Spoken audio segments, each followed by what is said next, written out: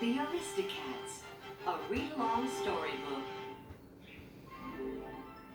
Madame Bovary lived in an elegant house in Paris.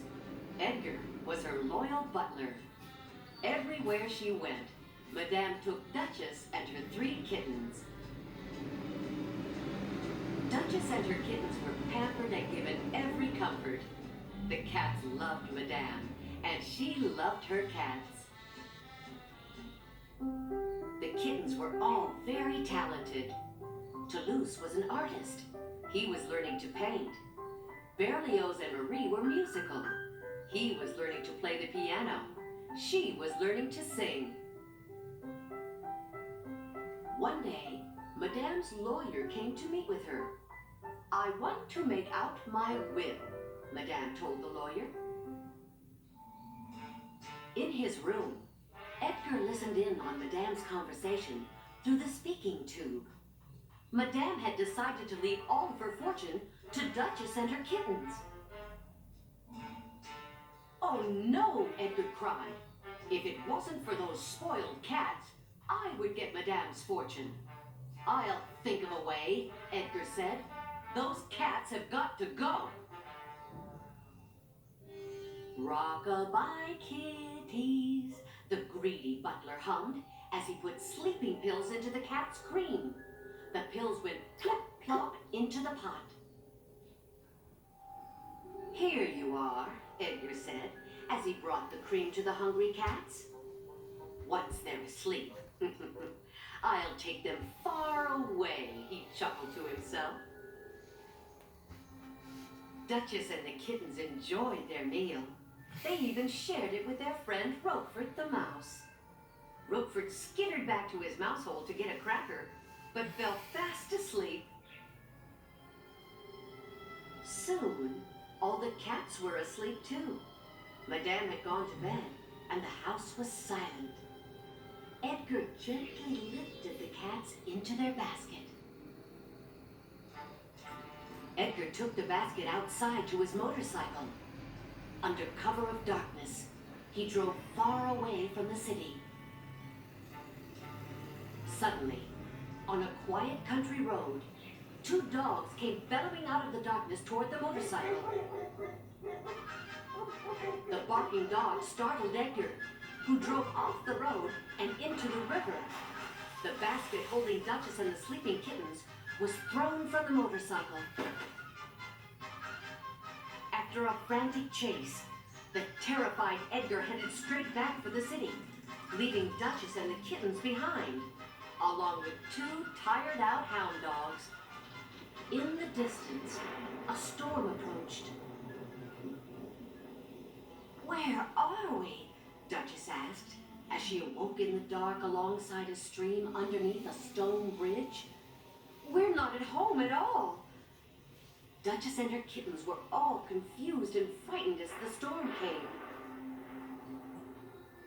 Back in their warm, safe home in Paris, Madame found all of her precious cats missing. "They're gone," Madame cried. "They're gone!" Duchess awoke the next morning to the sound of someone singing a jaunty song. Duchess saw the singer across the stream. It was a dapper alley cat named Thomas O'Malley. "It is most important that I get back to Paris," Duchess explained to O'Malley. "Would you be so kind as to show me the way?" "Show you?" O'Malley said. "I'll send you there on a magic carpet." He pointed to a milk truck that was puttering up the road. "That's a magic carpet?" Duchess asked. "Step lively, all aboard for Paris," O'Malley called. As Marie waved goodbye to O'Malley, she lost her balance and fell from the back of the truck with a plop. Marie tumbled onto the road behind the clattering truck. O'Malley rushed forward and caught Marie and ran after the milk truck. Running as fast as he could, O'Malley caught up with the truck and lifted Marie back to safety. "Thank you, Mr. O'Malley, for saving my life," Marie said. Back in Paris, All alone in her big house, the sad and worried Madame waited for some word of her cats. The only one at Madame's house who wasn't worried was Edgar. Edgar showed the horse Frou-Frou a newspaper headline that read, "Mysterious cat never abducts family of cats." "Look, Frou-Frou," wicked Edgar bragged, "I've made the headlines, and they won't find a clue." Back in the country, the milk truck driver finally noticed his unwanted passengers and chased them down the road. At a railroad bridge, the kittens pretended to be a train. "Clickety, clickety, clickety," buzzed Toulouse. "Woo-woo! Woo-woo!" The whistle of the real train sounded, and it was heading toward them. All of the cats jumped under the bridge for safety, but Marie lost her footing and fell into the rushing river below. "Mama!" Marie cried as she splashed in the cold water. Quick-thinking O'Malley went right into the water after Marie. "Keep your head up, Marie!" O'Malley shouted. "Here I come!" O'Malley quickly pulled Marie out of the rapid water. He struggled to an overhanging branch and gave the shivering Marie to the grateful Duchess. But poor O'Malley was swept away in the river, clinging to a floating branch. Downstream, Duchess and the kittens found O'Malley. He had been rescued by a pair of giddy geese named Abigail and Amelia Gabble. The geese thought O'Malley was trying to learn how to swim. "You really did quite well for a beginner," Abigail said. "Keep practicing." By nightfall, O'Malley, Duchess, and the kittens had arrived back in Paris. The kittens were very tired from walking all day long. "We can stay at my own penthouse pad," O'Malley offered. A burst of cheerful music greeted the cats as they approached O'Malley's penthouse. "Sounds like Scat Cat and his gang have dropped by," O'Malley said. The kittens forgot how tired they were when they heard Scat Cat's swinging music.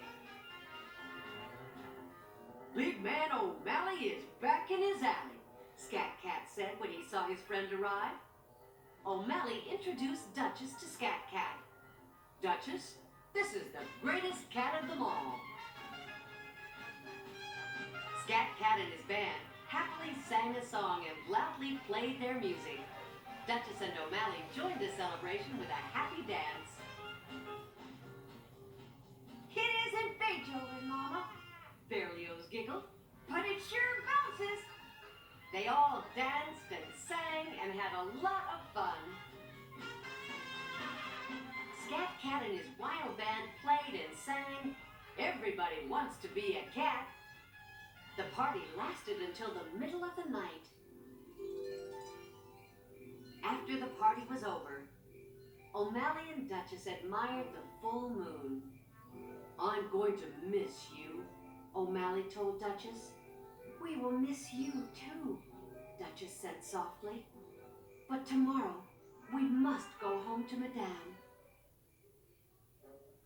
Now that he had those cats out of the way, Edgar was enjoying the thought of his new riches. "Get used to the finer things in life, old boy," he said to himself. "Hooray! We're home!" Toulouse cried. "I'll never forget you, Thomas O'Malley," Duchess said sadly. "So long," the alley cat replied as he turned to go.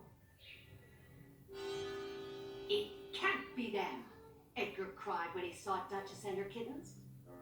As soon as the cats came in the house, Edgar caught them all and put them in a sack. "Edgar!" Madame called, and Edgar quickly stashed the sack in the oven. "Oh, Edgar, they're back! I heard them!" Madame cried. From inside the dark oven, Duchess told Roquefort, "His name is O'Malley. Go and get him." "Mr. O'Malley!" Roquefort cried, chasing after the cat. "Stop! Duchess! Kittens! Trouble! Duchess and her kittens in trouble? O'Malley exclaimed. You go get Scat Cat and his gang of alley cats. O'Malley needs help. Duchess and the kittens are in trouble, Roquefort reported to Scat Cat and the gang. Once the cats heard that, they were off and running. Come on, cats! We're gonna split! Scat Cat shouted. O'Malley watched as sneaky Edgar took Duchess and the kittens out to the barn. I'll ship you all the way to Timbuktu, Edgar growled, and this time you'll never come back. As Edgar prepared to ship Duchess and the kittens away in an old trunk, with a loud yowl, O'Malley leapt onto the sneaky butler's back. Angry at being attacked by the alley cat, Edgar chased O'Malley around the barn. Poor O'Malley was cornered. Edgar came toward the frightened cat with a pitchfork. Just in the nick of time, Scat Cat and the other alley cats came charging to the rescue. Suddenly, nasty Edgar was covered with snarling, scratching cats. While Scat Cat and his friends did their best at giving Edgar their worst, clever Roquefort quickly opened the lock on the trunk.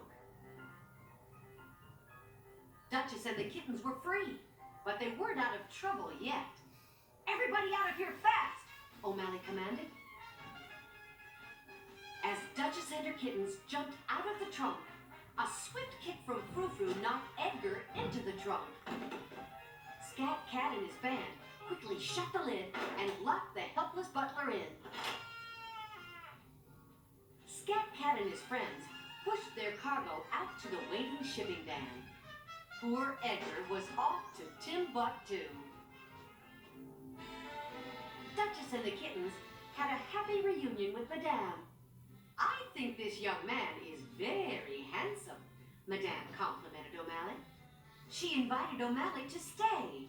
We need a man around the house, Madame said, as she posed the happy Aristocats for a family portrait. With Edgar gone, Madame changed her will. Her fortune would now go to a new project, a home for all the alley cats of Paris. Everyone joined in the celebration.